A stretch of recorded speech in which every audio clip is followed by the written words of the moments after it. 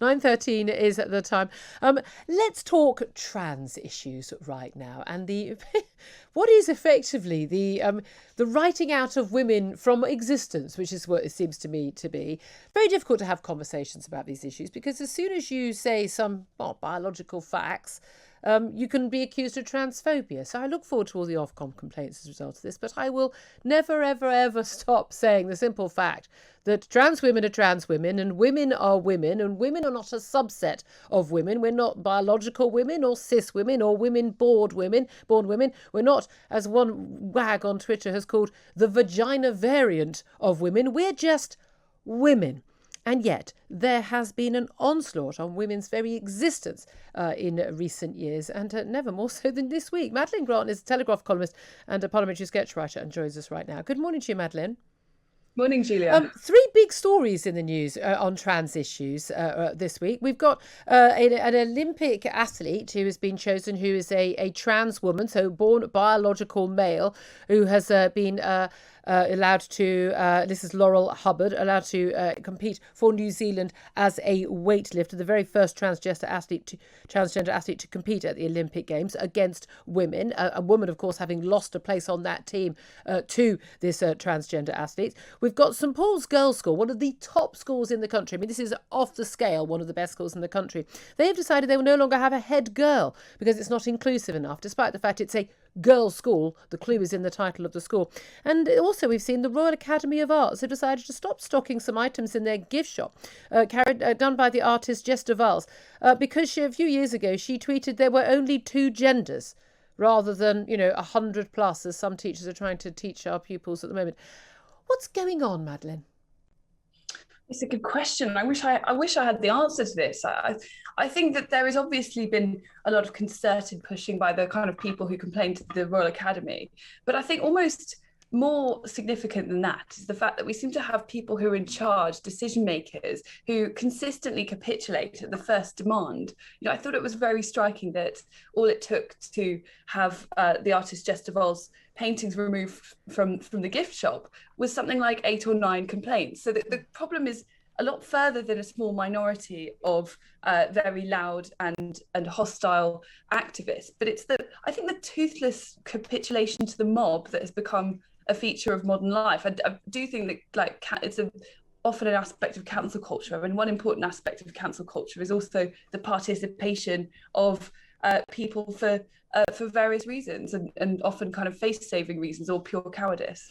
Yeah, I mean, that's the thing. I mean, that case of the artist, and she said that she's actually thinking of suing, actually. And again, all she had written was a blog, a Twitter feed about her views on trans issues. But there was no hatred. There was no transphobia. She was very clear to say she's very respectful and welcoming of trans people, but that it was her view, and it is the view basically of pretty much 95% of the population, that there are only 2 genders. There is male and female, man and woman, and people can choose to live as the opposite sex. They can have surgery, they can take drugs, but fundamentally they are still the gender they are born. They carry with them all of the benefits or disadvantages or just the facts of the gender they are born. Now, it is now considered to be transphobic by a lot of people to even say what I've just said. I've got to be honest with you. An Ofcom complaint, being cancelled, I don't care. I will never stop saying this because I think it's Orwellian to be told you have to try and pretend to believe something that you don't believe. If for instance, if a white person like Rachel Dolezal cannot pretend to be a black person and just say, I'm black, and people will say that's outrageous, you can't possibly. If we seriously think that someone's skin colour is something you could not possibly change, you could not possibly identify as that person, I don't understand why we would think that the massive, huge biological differences between men and women is something you can change. And I 100% welcome people who want to live as ever they choose, or wear what they want, to be called what they want. Welcome, be happy, live your best life. No hatred, no disrespect, nothing.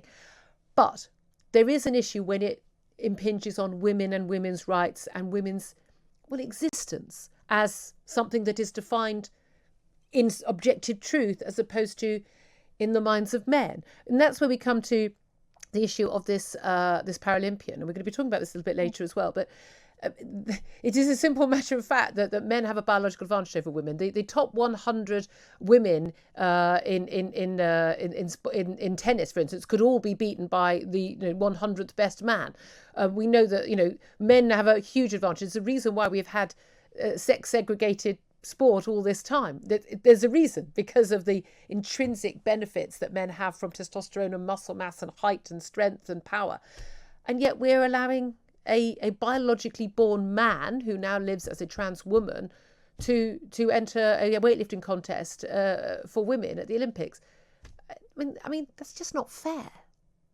No, of course it's not fair. And I think almost everyone is aware of this. There's almost something, you've used the word Orwellian. I do think that there is something quite totalitarian about the demands that people, rather than saying, we're going to treat trans people with respect and so on, allow them to live the way they choose. We're going to have to pretend that because somebody identifies as a different gender, that this removes any of the biological sex advantage that having experienced puberty as a man confers. And it's just so self-evidently unfair and so transparently unjust.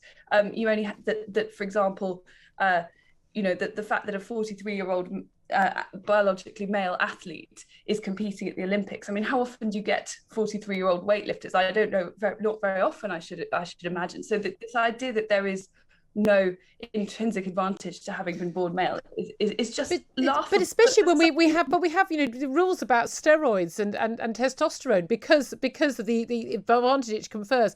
And even though a trans athlete will have to take down their testosterone level to be able to, we're still talking about testosterone level that is, infinitely above that any woman could ever possibly naturally have. And that itself confers an advantage. And there's very clear evidence that, you cannot take testosterone, you can change, all of the hormones you're taking for 2 or 3 years. You will still not lose all of the advantage that you had from being a biological man for all those years. Yeah, exactly. And in that situation, I'm very much afraid that we're moving towards a situation in which for female athletes, the silver is the new gold and possibly bronze is the new gold. They won't be on any of the podiums at all at this rate. No. And this is the logical repercussion. I do wonder, though, if this particular case, I think at present, a lot of people are pretty unconcerned about the debate around trans issues because they can't see how it might affect them, how it might affect their daughters, or how it might erode women's rights across the board. And also people do want to be generally, I think, kind and polite, and they don't want to be respectful. Group. But I think that this particular example, the Tokyo Olympics, if we end up with that image that we've got quite used to over the last few years of a biologically male athlete, adorning the top of the podium with two biologically female athletes on either side, I do think something like that would really ram home the kind of visceral unfairness of the situation that we've allowed to take place. And I wonder if it might focus minds a bit. Yes, indeed. And I've always thought once dads start getting involved, when their daughters can no longer win a single race at the school sports day, maybe they'll start paying attention. But that said, again, maybe the solution is to have trans sports options. They were saying we have Paralympians. I'm not saying it's a disability. I'm just saying different options to open it up so people aren't discriminated against, but accepting that there is a biological difference. There's a reason why we've had separated sex segregated sport all this time, and having that option. Can I also ask you just finally though about St Paul's Girls' School? The actual name of the school is St Paul's Girls' School, and their pupils, as a result of the wokeism going on there, have decided no longer to have a head girl as of next year because it's not inclusive enough. Why are so many girls wanting to write out the existence of girls? This is a bit I find really depressing.